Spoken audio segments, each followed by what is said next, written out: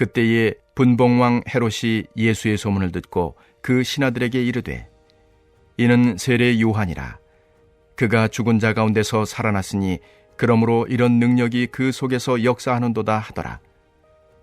전에 헤롯이 그 동생 빌립의 아내 헤로디아의 일로 요한을 잡아 결박하여 옥에 가두었으니, 이는 요한이 헤롯에게 말하되 당신이 그 여자를 차지한 것이 옳지 않다 하였음이라.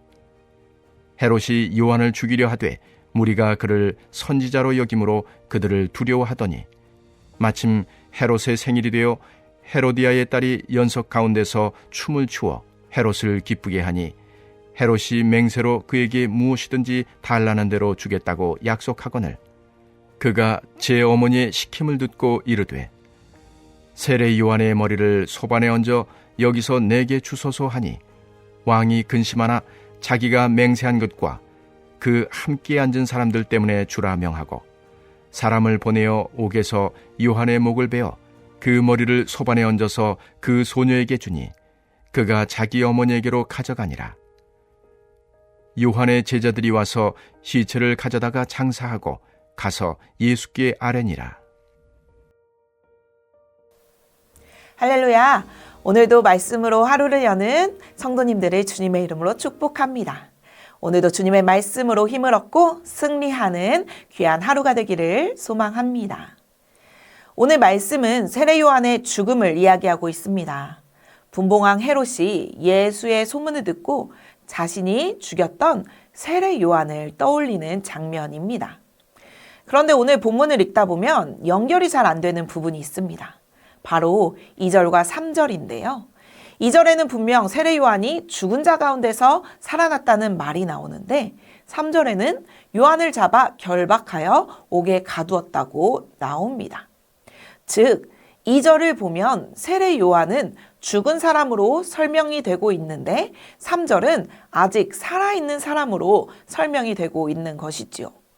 보통 우리가 글을 쓸 때나 읽을 때 시간의 순서대로 생각을 하는 경우가 있습니다. 그래서 오늘 본문도 당연히 시간 순서겠지 하고 있다가 보면 앞뒤가 잘 연결이 안 되는 것이지요. 그런데 오늘 본문 1절에서 12절까지를 읽다 보면 3절에서 12절까지가 1절과 2절의 과거 회상 장면인 것을 알 수 있습니다.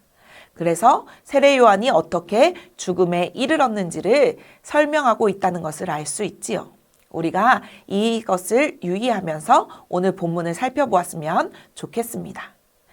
분봉왕 헤롯은 동방 박사들을 속여 아기 예수를 죽이려고 했던 헤롯 대왕의 둘째 아들인 헤롯 안티파스입니다. 3절에 보면 이 헤롯 안티파스가 동생 헤롯 빌립의 아내 헤로디아의 일로 요한을 잡아 결박하여 옥에 가두었다고 나옵니다. 헤로디아는 원래 헤롯 빌립의 아내였습니다. 그리고 그 사이에 딸도 낳았습니다. 그런데 헤롯 빌립과 이혼을 하고 다시 헤롯 안티파스와 결혼을 한 것입니다. 우리의 상식으로는 있을 수도 없는 일이지요. 하지만 헤롯은 정욕에 이끌려 해서는 안 되는 일을 하였고, 헤로디아는 권력의 욕심으로 눈이 멀어 마찬가지로 해서는 안 되는 일을 한 것입니다. 그래서 세례 요한이 이 일을 공개적으로 비판하였습니다. 4절 말씀에 보면, 이는 요한이 헤롯에게 말하되 당신이 그 여자를 차지한 것이 옳지 않다 하였음이라 라고 나오고 있습니다. 이 당시 둘의 행동은 유대 율법이나 예수의 교훈이나 양심의 도덕률로도 도저히 있을 수 없는 불륜 행위로서 마땅히 규탄을 받아야 했습니다. 형제가 죽되 자식이 없이 죽었을 때에는 그 대를 이어주기 위해 형제의 아내를 취해야 했습니다. 그러나 헤롯은 형제가 살아있는데도 형제의 아내를 취했습니다. 그렇기에 세례 요한은 그들의 부도덕성에 대해 책망을 한 것뿐입니다. 그러나 헤롯과 헤로디아는 세례 요한의 바른 말이 듣기 싫었던 것이지요. 더욱이 여기서 말하다는 동사 엘레겐의 미완료 시제로 쓰였는데, 이것은 한 번만 말하고 끝난 것이 아니라 지속적으로 말함을 의미합니다. 그러니 얼마나 더 듣기 싫었겠습니까? 아무도 지적을 하지 못하는데 단 한 사람 세례 요한만 직언을 해대니 헤로디아에게도 헤롯에게도 세례 요한은 매우 못마땅한 사람이었을 것입니다. 해치워 버리고 싶은 사람이었을 것입니다. 특히 헤로디아는 누가복음에 보면 요한을 원수로 여겨 죽이고자 하였다라고 나옵니다. 하지만 헤롯은 사람들의 이목이 있어서 어떻게 하지는 못하고 그저 옥에만 가두어 놓습니다. 오늘 본문과 평행 본문인 마가복음 6장 20절에 보면 이렇게 나옵니다. 헤롯이 요한을 의롭고 거룩한 사람으로 알고 두려워하여 보호하며 또 그의 말을 들을 때에 크게 번민을 하면서도 달갑게 들음이러라. 헤롯은 아마도 세례 요한에 대해 잘 알고 있었던 것 같습니다. 그가 의롭고 거룩한 사람인 것을 알았기에 그를 두려워하기도 했고 죽이지는 못하게 보호했습니다. 또 세례 요한이 선포하는 말을 들을 때 달갑게 들었다고도 말합니다. 지적을 받으니 마음에 찔림이 있었겠지요. 그럼에도 불구하고 맞는 소리를 하니 귀에는 들리는 것입니다. 그렇지만 행동은 마음에 울리는 소리를 듣지 않고 사람의 시선에 두려워 옥에 가두고 만 것입니다. 그러다 마침 헤롯의 생일이 되어 헤로디아의 딸이 춤을 추어 헤롯의 마음을 기쁘게 합니다. 그 기쁨을 주체하지 못해 헤롯은 무엇이든지 다 들어주겠다고 덜컥 약속을 하고 맙니다. 헤로디아의 딸은 어머니가 시키는 대로 세례 요한의 머리를 소반에 얹어 여기서 내게 주소서라는 끔찍한 요청을 하게 됩니다. 이러한 요청에 헤롯은 또다시 근심을 합니다. 저번에도 헤로디아가 요한을 죽이고 싶어 했지만 사람들의 시선 때문에 옥에 가두고만 말았는데 이번에도 그 요구를 들어주지 않으면 자신의 체면이 말이 아닌 게 되지 않겠습니까? 또한 생일 연회장에서 그렇게 떵떵거리며 무엇이든지 달라는 대로 다 주겠다고 약속했는데 그 약속을 지키지 않으면 그 자리에 있는 사람들에게 또 뭐가 되겠습니까? 그래서 헤롯은 이제 헤로디아의 딸의 요청을 들어주게 됩니다. 세례 요한을 죽이기로 결심하게 되지요.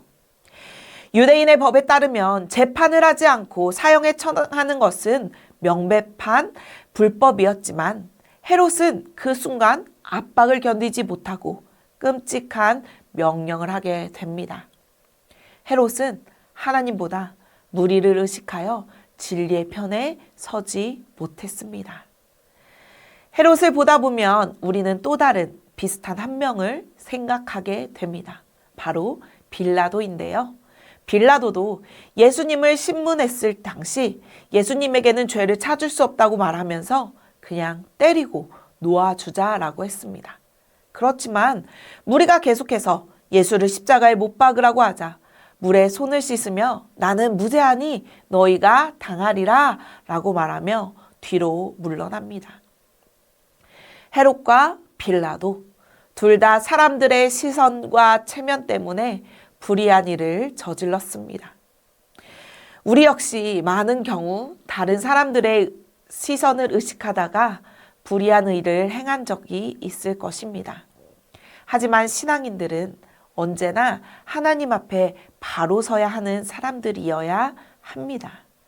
사람들의 눈치를 보는 것이 아니라 하나님의 눈치를 보며 살아야 하는 것이지요.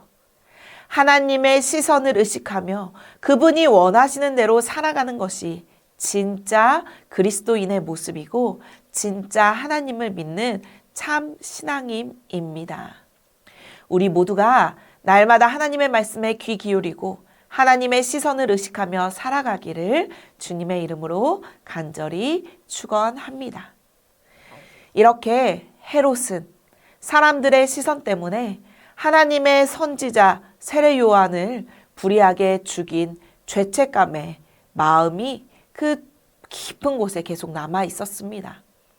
그래서 예수님의 소문을 들었을 때에도 예수님이 누구이신지를 바르게 보기보다 자기 양심을 괴롭히던 그 세례 요한의 그림자를 떠올리며 왜곡된 시선으로 예수님을 바라보게 됩니다. 오늘 본문 바로 앞에서 고향 사람들도 예수님을 보면서 그분이 누구이신지 제대로 보지 못합니다. 목수의 아들이 아니냐, 우리가 다 아는 사람이 아니냐 하며 자기들이 알고 있는 틀 안에 예수님을 가두어 버리고 맙니다. 사랑하는 전주 안디옥교회 성도 여러분, 이 모습이 어쩌면 우리의 모습일 수도 있겠습니다. 우리는 예수님의 능력에는 관심을 갖지만 정작 그분이 나의 구원자이심에는 깊이 반응하지 않을 때도 있습니다. 기도의 응답에는 기뻐하지만 삶의 주인이 되어 달라는 요구에는 한 발짝 뒤로 물러서기도 하지요. 그래서 주님은 오늘 우리에게 믿음의 눈을 들어 나를 바라보라 라고 말씀하고 계십니다.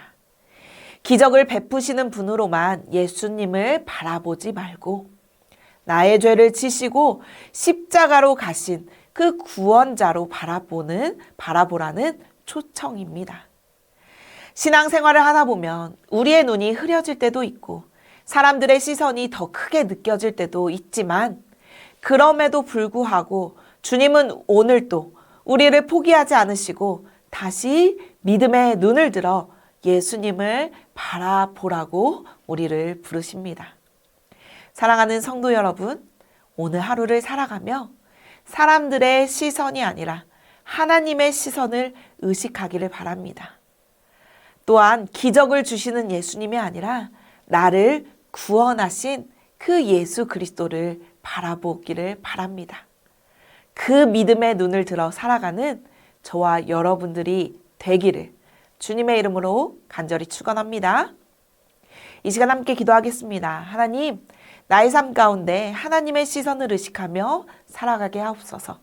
사람들의 시선을 바라보는 것이 아니라 하나님이 바라보시는 나의 삶을 들여다보며 내 삶이 온전히 주님의 뜻에 합당한 삶이 될 수 있도록 인도해 달라고 이 시간 함께 기도하겠습니다. 또 한 번 기도할 때는 설 명절을 맞아 가족들과 함께하는 시간 속에서 주님의 평안이 흐르게 하시고 우리의 말과 태도를 통해 복음의 향기가 가정 안에 전해지게 하옵소서. 또한 이동하는 모든 귀성길과 기경길 가운데 안전을 지켜주시고 오가는 걸음마다 주님의 보호하심을 경험하게 해달라고 이 시간 함께 기도하겠습니다.